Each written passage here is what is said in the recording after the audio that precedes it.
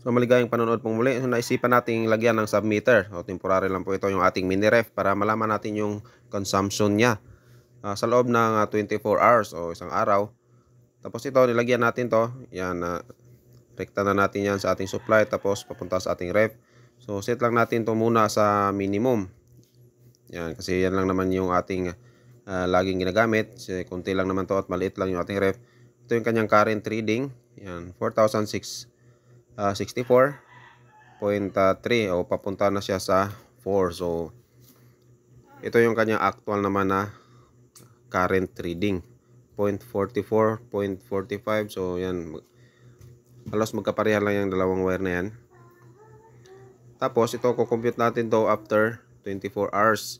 So kinabukasan na test din natin to at yan iko-compute natin sa last part ng ating video. Meron tayong ginawang computation. Ito yung ating Fuji Denso na mini ref pala. So maliit lang yung wattage niya, 80 watts lang siya. So ito yung current na petsa natin at saka oras 10:20 at September 23. So by September 24, ito na yun. Yan. So around 500 watts lang yung kanyang itinaas. So ganun pa rin yung setting natin.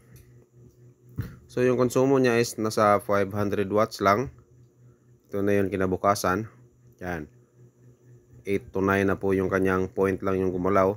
10:15 and September 24 na po ito. So ito na yung ating magiging summary sa ating reading. Yung since point lang yung gumalaw, yung point dyan is equivalent yan sa 100 watts. Yan yung ating present reading at saka previous reading.